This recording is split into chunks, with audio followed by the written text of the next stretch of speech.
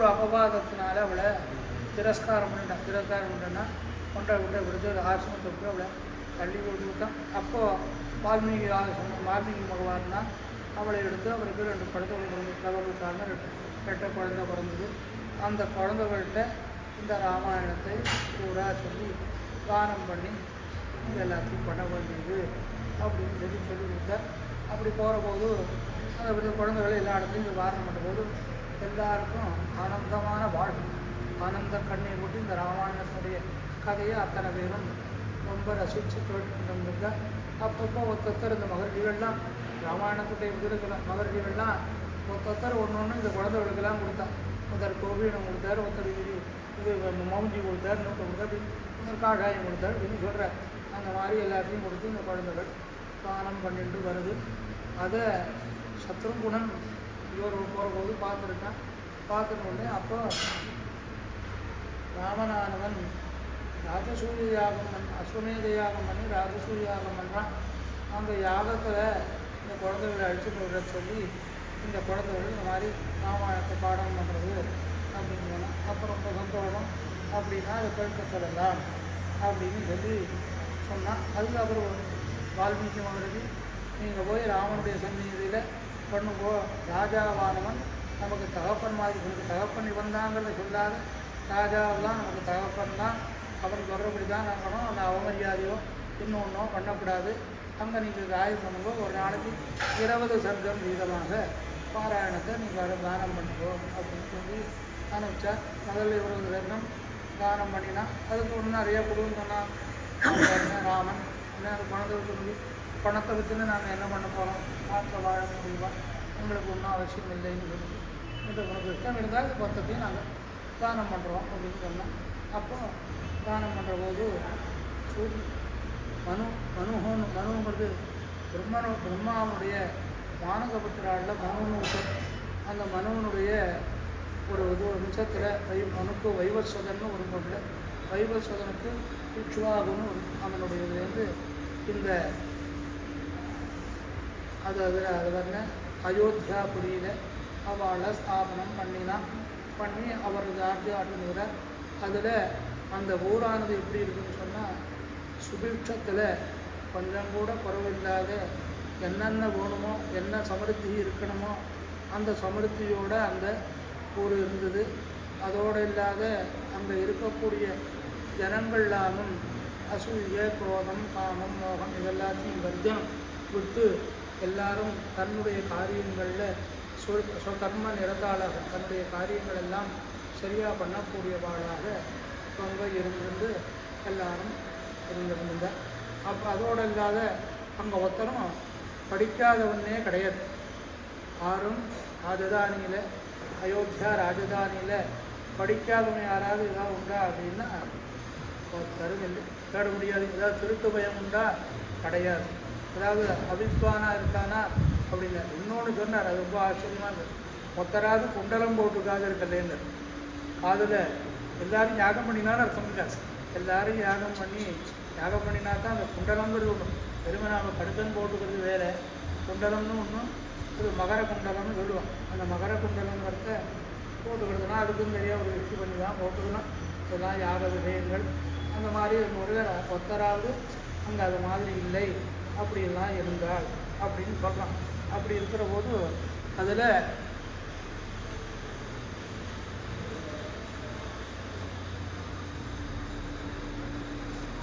அவனுக்கு 8 மந்திரிகள் இருந்தான். அவனுடைய இதில் வந்ததில் அவள்லாம்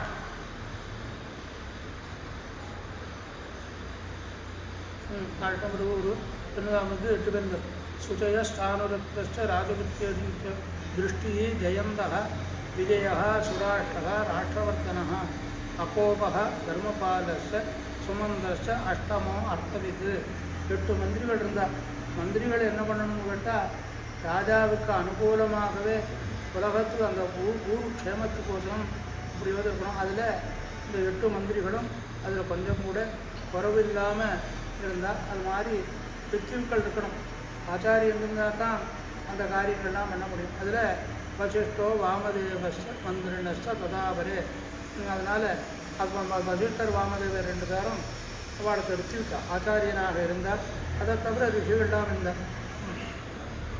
சுஜக்னோப்பித ஜாபாரி காசிபோக கௌதம மார்க்கண்டேஷு தீர்காயு ததா காத்தாயனோ திஜக கேதே பிரம்மர்ஷிபி நித்தியம் திஜகா தஸ்ய பௌர்வகா. இவாள்லாம் எல்லாரும் நிச்சயமாக தர்மநிரதாள், தர்மத்தை தவிர வேறு எதுவும் சொல்ல மாட்டாள். அப்படி இருக்கக்கூடிய இந்த ராஜாவுடைய அயோத்திக்கு தசரதன் ராஜாவாக இருந்தான். அவனுடைய மந்திரிகள்லாம் இப்படி இருந்து அந்த ராஜ்ய பரிபாலனம் பண்ணிட்டு தான். அப்படி பண்ணிட்டு இருக்கிற போது ஒரு சமயம் தசரதனுக்கு நமக்கு குழந்தைய தாலாட்டு பண்ணி எல்லாம் மண்டத்துக்கு குழந்தை நமக்கு பிறக்கலையேங்கிற ரொம்ப ஒரு வருத்தமாக இருந்தது. அப்போ இருந்தால் ஏன் இதுக்கோசம் நாம் ஒரு யாகம் எதாவது பண்ணக்கூடாதா அப்படின்னு ஒரு எண்ணம் தோணினோடனே வசிஷ்டர் ராமதேவாரிவாளெல்லாம் கூப்பிட்டு மந்திரிகளெல்லாம் கூப்பிட்டு இந்த மாதிரி எனக்கு லாலப்பியமான புத்திரங்கள் இல்லாததுனால குழந்தைய தாலாட்டுக்கு குழந்தை இல்லாத அதுக்கு என்ன பண்ணலாம், இந்த மாதிரி ஒரு யாகங்கள் பண்ணலாமான்னு கேட்டான். உடனே வசிஷ்டர் ரொம்ப நல்ல காரியம், இப்போவே உடனே பண்ணலாம். சரையூ நதிக்கரையில் உத்தர பாகத்தில் நதி விடுது யக்ஞ பூமி பண்ணி அங்கே இருந்து எல்லாம் பண்ணலாம்னா. அப்போ இவனும் சொன்னால் தசரதனும் எல்லா காரியமும் ரொம்ப நன்னா நடக்கணும். அதாவது ஒரு காரியம் நன்னா நடக்கலைன்னு சொன்னால் அதில் என்ன பண்ணும், அதுக்கு 4 பேர் பார்த்துட்டு இருக்காணும். அது பார்த்துன்னு என்ன பண்ணும், அதனால் இந்த யாகத்துக்கு அது எஜமானனை கொடுக்கணும் அப்படிங்கிறதாக இருக்கிறதுனால நீங்கள் அந்த இதை பண்ணணும் அப்படின்றத விதிஹீனஸ்ய யஜ்ஞஸ்ய சத்யகர்த்தா வினஸ்யதி சித்திரம் ஹிருதயம் தேவ வித்வாம்போ பிரம்மராட்சசா. ஒரு யாகங்கள் வந்து ஒரு கர்மாக்கள் வந்து அந்த கர்மாக்களில் சித்திரம், அதாவது குறவு தப்பும் தவறு ஏற்பட்டுச்சுன்னா என்ன பண்ணுவோம், அது விதிஹீனம், விதியினுடைய மாறுதலாக பண்ணப்பட்டதான் என்ன பண்ணணும்னா கர்த்தாவை அழிச்சுவிடும். அதனால் ஜாகிரதையாக பண்ணணும். நாம் ஏதோ இப்போ கர்மா பண்ணுறோம், எல்லா இடத்துலையும் நாம் ஏதோ பண்ணிட்டுருக்கோம், ஏதோ பண்ணிட்டோம்னு சொன்னால் பண்ணிடக்கூடாது.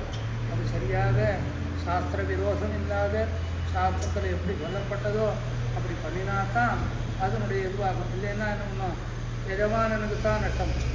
அந்த சீக்கிரம் ஏதோ பண்ணிட்டுருக்குறோம் வாங்கிட்டு கொடுப்பேன்னு எஜமானனுக்கு தான் நஷ்டம் வரும். அந்த மாதிரி இல்லாத நல்லா பண்ணுவோம். அது மாதிரி விதிப்பூர்வமே பிரதுரேஷ சமாப்திது, அது மாதிரி என்னுடைய யாகத்தை நீங்கள் நன்னாக பண்ணி வைக்க போகணும் அப்படின்னு சொன்னான். அவங்களும் மறுபடியும் வாமதேவாதி வசிஷ்டாதிகள்லாம் அந்த சரவ உத்தரபாக யஜ்ஞபூமியை பண்ணி நீ யாகம் பண்ணினா சர்வதா பிராப்தி செய்யப்பட்ட அபிப்பிரேதாம்ச பார்த்துல நீ என்னமா விரும்புறியோ அது மாதிரி உனக்கு தகுந்த மாதிரி பிள்ளைகள் நிச்சயம் பிறப்பன் அப்படின்னு சொன்னான். அப்போது சுமந்திரர் என்ன சொல்கிறார், சாரதி அவருடைய தேரோட்டியவன், ஆனால் மந்திரியும் எல்லாத்தையும் கூடிய மந்திரிகள் தான் அந்த நாள் இது பண்ணி ரொம்ப இதத்தை சொல்லக்கூடியவன்.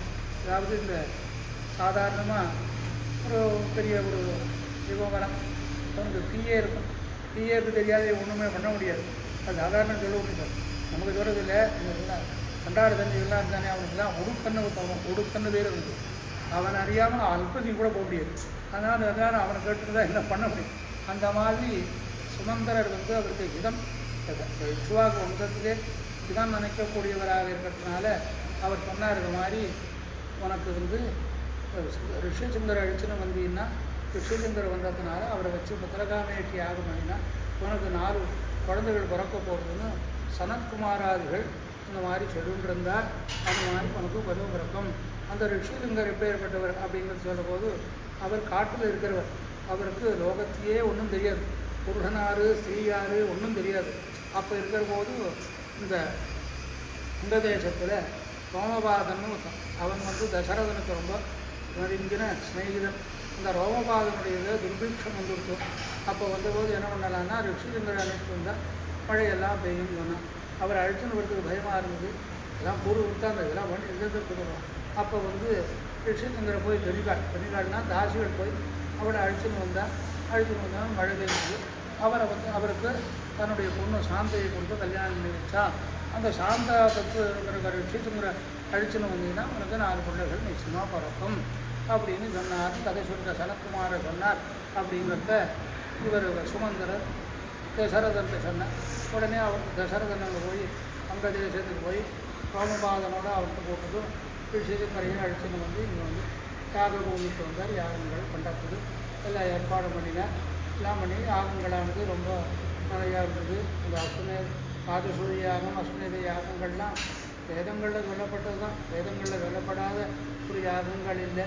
நாம் சொல்லக்கூடிய யாகம்னு சொன்னேன். இப்போ சுதர்சன யஜ்யம், அந்த யஜ்யம், இந்த யஜ்யம் இல்லை. இதெல்லாம் தாந்திரீகமான காரியம். வைதிகமான காரியம்னு சொன்னால் வேதத்தில் விகிதப்பட்டமான அக்னிஹோத்திராதிகள்லாம் யஜ்யங்கள்லாம் சொல்லிடுது. அந்த மாதிரி இருக்கிறதுல யஜ்யங்கள்லாம் பண்ணி நல்லா யாகத்தை நல்லா பண்ணினா ஒவ்வொரு ஹோதாக்கு ஒரு நிச்சயம் கொடுத்தோம். திக்கில் இருக்கக்கூடிய நிலத்தை போட கொடுத்தா அங்கே இருக்கிறது 4 இருக்கணும். ஹோதா, அத்வரியம், உத்காதா, ஹோதா, இவர்கள் 4 பேருக்கும் கொடுத்தோம்.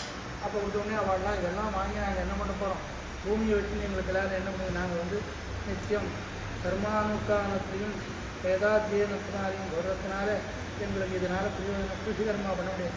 அக்னிஹோத்திரக்கும் உழவுக்கும் அக்னிஹோத்திரக்கும் ஆகாதுன்னு சொல்லுவா தெரியும். நான் அக்னிஹோத்திரம் பண்ணால் அங்கே உழவுக்கு போட்டேன். இந்த மாதிரிலாம் இருக்கணும்னா முடியாதுன்னு நிறையா திரவியங்களை கொடுத்தான், பசுக்களை கொடுத்தான். ஏன்னா பசு தான் தனம். எல்லாருக்கும் பிராமணனுக்கு பசு இருக்கணும். பசு இருந்தால் அதுதான் ஹப்ஜம், கப்ஜம் எல்லாம். ஹப்ஜம்னு சொன்னால் தேவதைகளை உத்தேசித்து பண்ணக்கூடிய ஹோமங்கள். கப்ஜம்னு சொன்னால் பிதர்களை உத்தேசம் பண்ணக்கூடிய ஹோமங்கள். எல்லாத்துக்கும் இந்த பசுவினுடைய பாலோ தயிரோ நெய்யோ இதுதான் வேணும். அதனால் இதுதான் தனம், வேறு எதுவும் தனம் இல்லை அப்படின்னு சொல்லி கொடுத்தான். அப்படி பண்ணிட்டு இருக்கிற போது யாகங்கள்லாம் நடந்துருக்கு. அப்போ தேவதைகள்லாம் அபிர்வாகத்தை வாங்கிக்கிறதுக்கோசரம் வரும்போது பிரம்மதேவன் போய் சொல்கிறார், நீ நல்லா வரம் கொடுத்துட்டு கேட்டவனுக்கு என்ன கேட்குறானோ அது நல்லதாக கெடுக்கிறான்னு பார்க்க மாட்டேன். பிரம்மதேவனுக்கு என்னன்னு கேட்ட உடனே வரம் கொடுக்குறது தான் வழக்கம். அது சரியாக இருக்கா இல்லையா தெரியாது. அதனால் அவன் வரம் கேட்டான் ராவணன். அவனுக்கு நீர் வரம் கொடுத்துட்டு அந்த வரத்தினுடைய வரத்தினால எல்லாரையும் ரொம்ப ஹிம்சை பண்ணுறான். தேவதைகளையோ மனுஷார்களையோ எல்லாரையும் ரொம்ப ஹிம்சை பண்ணுறான். அதுக்கு என்ன பண்ண முடியும், ஏதாவது பண்ணணும் அப்படின்னு சொன்னோடனே எல்லாருமா சிவன் நாராயணன்ற போய் பிரார்த்திச்சா இது மாதிரி பண்ணணும்ட்டு அவன் வரம் கேட்டுட்டான். மனுஷனை தவிர பாக்கி எதுனாலையும் எனக்கு மரணம் ஏற்படக்கூடாதுன்னு கேட்டுட்டான். அதனால் இப்போ மனுஷனாக தானே இருக்கணும். அதனால் அப்போ எம்பெருமான் யோஜனை பண்ணினார், என்ன பண்ணலாம், யார்கிட்ட நாம் கொடுக்கலாம்னு. அகம் மானுகம் மன்னிய விருத்தம் தசரதாத்மிகம். நான் ரொம்ப வயதான தசரதருக்கு பிள்ளையாக பிறக்கிறேன். பிறந்து நான் யாகத்தை நான் அவனை ராவண சம்ஹாரம் பண்ணுறேன் அப்படின்னு தேவதைகளுக்கெல்லாம் வாக்கு கொடுத்தார். இப்போ பிரம்மதேவர் சொன்னார் எல்லாருக்கும் அதுக்கு முன்னே ராவணன் என்ன பண்ணினா கைலாசத்துக்கு போகிற போது ஒரு விஷயம், வானரங்கள் வரும்போது கைலாசத்துக்கு போகிற போது இந்த நந்தி இவனை தடுத்து இது மாதிரி வராது. அதுக்கு வானர முகம் அது அவமானம் பண்ணி கேவலம் பண்ணினான். அப்போ அந்த நந்தி ஒழுது என் முகத்தை கொண்டவாடாலே உனக்கு அழிவு ஏற்படும் அப்படின்னு சொன்னேன். அப்போ பிரம்மதேவர் தேவதைகளெல்லாம் சொன்னேன், நீங்கள்லாம் உங்களுடைய சக்தியை வச்சு அதுக்கு இதுக்கு இருக்கிற மாதிரி அவங்க ராமனுக்கு உபகாரமாக இருக்கக்கூடியதான் சுற்றி போனார். அதனால் வானரங்கள்லாம் சிருஷ்டிச்சார். அதுக்கப்புறம் இந்த யஜ்யமானது முடிஞ்சது. முதல்ல ராஜசூயாகவும் அஸ்வமேதம் முடிஞ்சிருக்கு. உடனே ரிஷிசுந்தர் கேட்டார், தசரதர் உத்தரகாமேட்டி யாகம் பண்ணுங்கோ பண்ணினீங்கன்னா எனக்கு சந்தானம் ஏற்படும் சொல்கிறா, அதனால் அது பண்ணுங்கோ அப்படின்னு அந்த புத்திரகாமேட்டி யாகம் பண்ணினார். பண்ணியிருக்கிற போது அந்த புத்திரகாமேட்டி யாகத்தில் ஒரு பிரஜாபதிங்கிற புருஷன், அதான் புருஷன் மேலே வருது. அவன் என்ன பண்ணினா ஒரு பாத்திரத்தில் பாயசத்தை எடுத்துட்டு மேலே இந்த மாதிரி உன்னுடைய இதுக்கு உன்னோட சந்ததிகள் ஏற்படணும்னு போகிறோம், உனக்கு இதை நான் கொடுக்குறேன் அப்படின்னு சொல்லி கொடுத்தான். அது கொடுத்த உடனே இப்போ அந்த பாயசத்தை எடுத்துன்னு போகிறேன். அந்த பாயசத்தை 2ஆக பண்ணி முதல்ல அந்த 2ஆக பண்ணின அரை பாகம் இருக்க அதை கௌசலைக்கு கொடுத்தார். திருப்பி இருக்கக்கூடிய அரை பாகத்தை 2ஆக பண்ணினார். அதில் ஒன்றும் சுமித்திரையிட்ட கொடுத்தார். திருப்பி ஒரு 1/4 பாகம் இருக்குது, அதையும் திருப்பி 2ஆக பண்ணினார். கைகேயிக்கும் சுமித்திரைக்கும் கொடுத்தார். கொடுத்த உடனே எல்லாரும் கர்ப்பமாக உண்டானா. கர்ப்பம் உண்டானதுனால பகூப சுவிட்டு இது இதனால் பண்ணினதுனால எல்லாருக்கும் கர்ப்பம் உண்டாச்சு. இது மாதிரி முடிஞ்ச உடனே தியாகங்கள் எல்லாம் நல்லா பூர்த்தியாச்சு. தியாகங்கள் பூர்த்தியான உடனே நிறுவனத்தேது பிரதோதஸ்மன்ய அயமேதே மகாத்மனா பிரதிகிருஷ்யாமரா பாகான பிரதிஜக்மரு யதாபதம். எல்லாரும் அந்தந்த யாகத்துக்கு வந்திருந்த எல்லா தேவதைகளுக்கெல்லாம் அவளுடைய கதிர்பாகங்கள்லாம் சரியாக கொடுத்தா. கொடுத்த உடனே அவாவா காரியம் ஆச்சுன்னா உடனே கிளம்பிட்டு போது இருக்கக்கூடாது. அதனால தான் நமக்கு நாம இருக்கா இப்போவும் பண்ணிட்டு இருக்கோம். அந்த அக்கா இங்கே சப்பரோட்டுனா அக்கா உடனே கிளம்புனா அடுத்த வேலையை பண்ணணும். அந்த மாதிரி தான் இந்த மாதிரி எல்லாரும் போனால் பிரதிகிருஷ்ய அமராபாகான்னு பிரதிஜக்முரி யதாகதம் சமாப்த தீட்சா நியம பத்னீகண சமன்வித திருவேதபதியும் ராஜா சபரித்திய பலபாகனா. யாகம் பண்ணினா யாக தீட்சைன்னு பேர். அந்த 7 நாள்னா 7 நாளுக்கு ஸ்நானம்னா ஒன்றும் பண்ணக்கூடாது. 7வது நாள் அன்றைக்கி அபகிருதம் ஆன பிறகு அதுக்கப்புறம் இவன் வந்து போயிருக்கான். அதனால் எல்லாத்தையும் முடிச்சுட்டு அதோட சரையூர் நதிக்கரையில் தான் பண்ணிருக்கான். அதனால் அன்றைக்கி எல்லாத்தையும் சபரித்திய பலபாகனானது எல்லாத்தையும் முடிச்சுட்டு வீட்டுக்கு தன்னுடைய அரமனைக்கு வந்து நேரம் இதாருக்கும் போதிதாத்தேன ராஜ்ஞாச்ச பிருத்திவீஸ்வரா முதிதா பிரயோதேசான பிரணம்ய முனிபுங்கவம். அப்புறம் எல்லா ராஜாக்களும் வந்து எல்லாருக்கும் அவள் பாடுக்கு பண்ண வேண்டிய சத்காரங்கள் எல்லாம் பண்ணி எல்லாரும் அவள் ஊருக்கு போனான். ததேது பிருத்திவீஷேஷு ராஜா தசரத புனः திருவேத புரியம் ஸ்ரீமான் புரஸ்கிருத்திய விஜோத்தமான். பிராமணாடுகளை கையில் அழிச்சுட்டு போய் பிராமணாளோட கூட ஊருக்கு போய் சேர்ந்தான். அப்படி வந்து உடனே உமாத சுரிதஸ்தாத்திர புத்திரோத்பத்தியும் விசிந்தையன். இப்படி இருக்கிற போது எப்போ நமக்கு புத்திரோத்பத்தி உண்டாகும், எப்போ நல்லபடியாக நடக்கும் அப்படிங்கிறத சிந்தனை பண்ணிருக்கிற போது ததஷ்டத் துவாதசே மாதே சைத்ரே நாவனிகேதிதௌ நட்சத்திரே அதிதெய்வத்தியே சோட்சசம்ஸ்தேஷு பஞ்சசு கிரகேஷு தக்கடலே லக்னே வாக்பதா பிந்துநாதः प्रोद्यमाने जगन्नाथं सर्वलोकनमस्कृतं कौसल्या अतनयद् रामं दिव्यलक्षणसंयुतं विष्णोरर्धं महाभागं पुत्रम् ऐक्ष्वाकुनन्दनं योगिदाक्षं महाभागं तत्कोटं बिन्दुविश्वनं कौसल्या चतुर्वेदेन पुत्रेण अमिततेजसा यदा वरेण देवानाम् अतिथिर्वज्रवाणिना तदष्टद्वादशे मासे चैत्रे नागमिके तिथौ. முதல் வருடம் சித்திர மாதத்து வசந்தத்தில் வசந்தோ எதேதா அப்படின்னு வேதத்தில் இருக்குது. வசந்த ருதுவில் தான் யாகங்கள் பண்ணலாம். ஆனால் மாத்தியாக கண்டசந்தாக தை மாதத்திலிருந்து ஆரம்பித்து ஆணி மாதம் மட்டுமே வசந்த ருது ஒரு வார்த்தை உண்டு. அந்த இல்லாத வசந்த ருதுன்னு பேரே வச்சுருவோம். அந்த மாதிரி ஒரு சைத்திர மாதத்தில் யாகம் பண்ணி முடித்தார். முடிச்சுட்டு கதாட்சம் பாதசேகமாக சைத்திரே நாவிக்கே சைத்திர மாதத்தில் நவமி திதி கூடியதில் எப்போவுமே 2 ஒரு விதம் சொல்லுவோம். அதாவது நாம் யாராக இருந்தாலும் எந்த தேவதைகளாக என்ன இருந்தாலும் கூட பிறந்த திதி கொண்டாடணும்னு சாத்திரம் இருக்குது. பிறந்த திதி தான் கொண்டாடணும். நம்ம திதின்னு சொன்னால் நமக்கு இது ஆபசகுணமாக நம்ம இதுவாக நினச்சிருக்கோம் இல்லையா. திதின்னு சொன்னால் மரணமான திதி தான் நமக்கு தெரியும். ஆனால் திதி தான் கொண்டாடணும், சாத்திரங்களில் இருக்குது. அது மாதிரி சைத்திரே நவமி கேதிதௌ நவமி திதி கூடிய சைத்திர மாதம்னா பங்குனி அமாவாசமான பிறகு வரக்கூடிய மாதம்.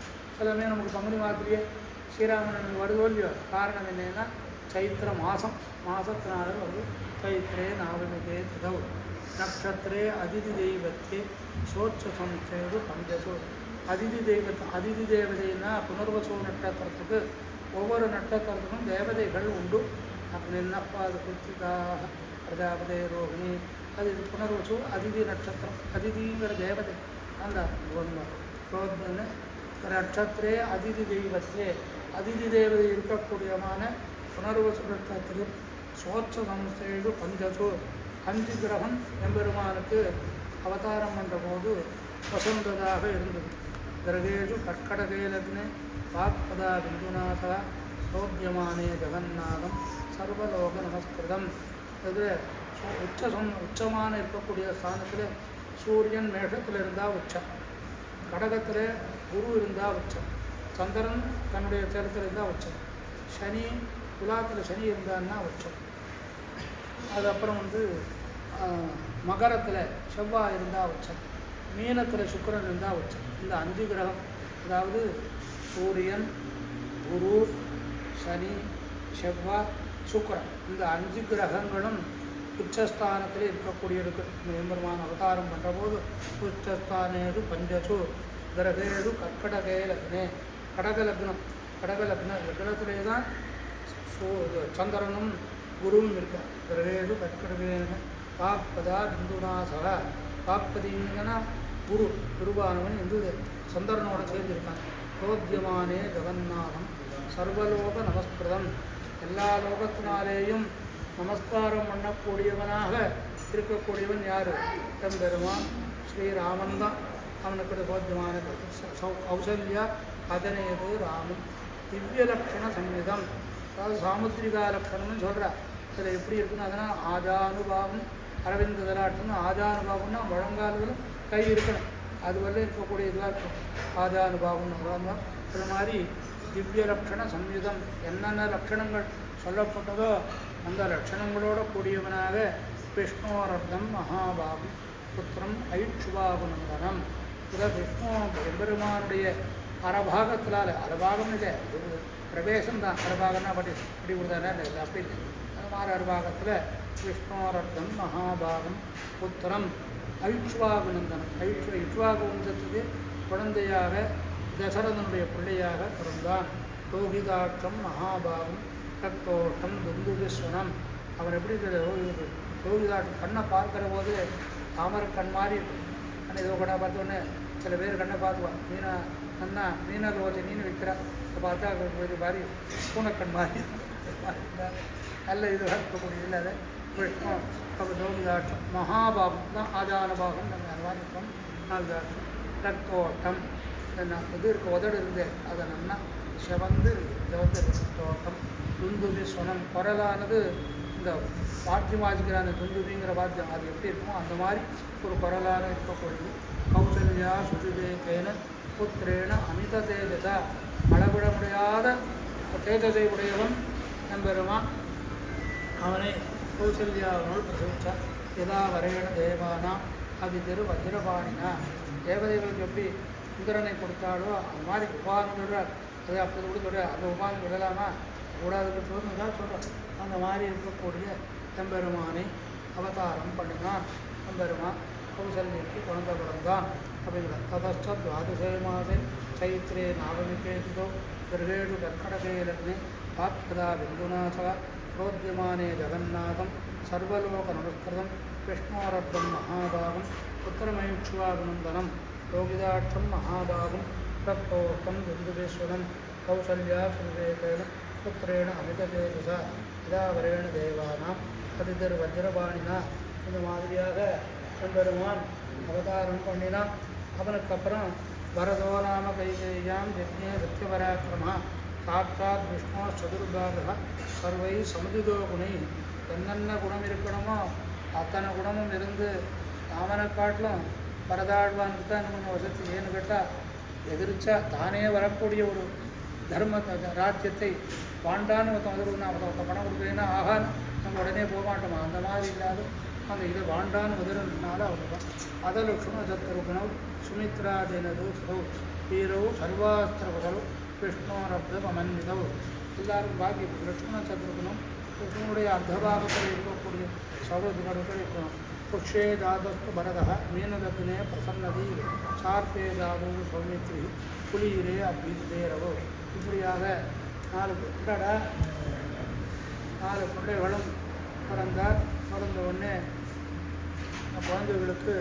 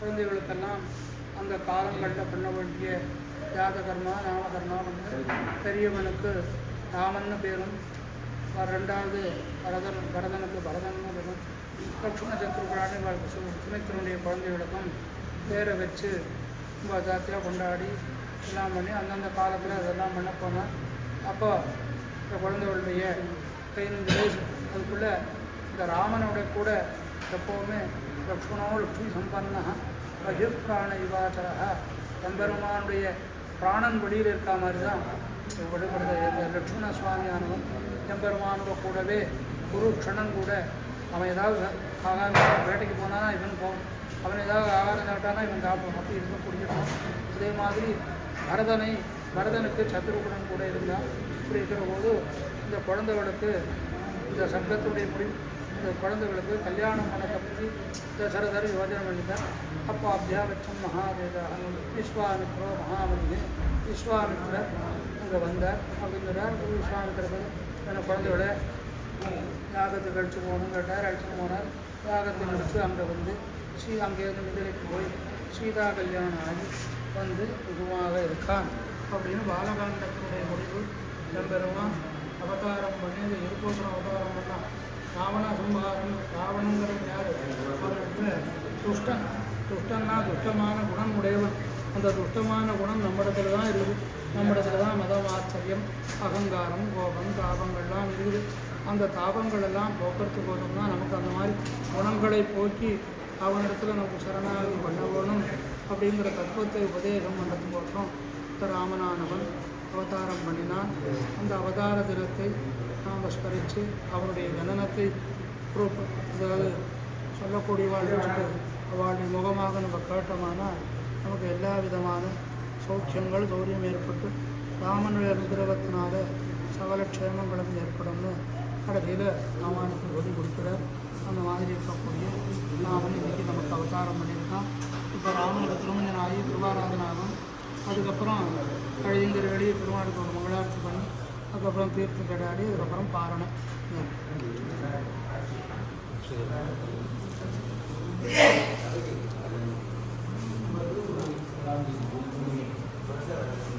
சரி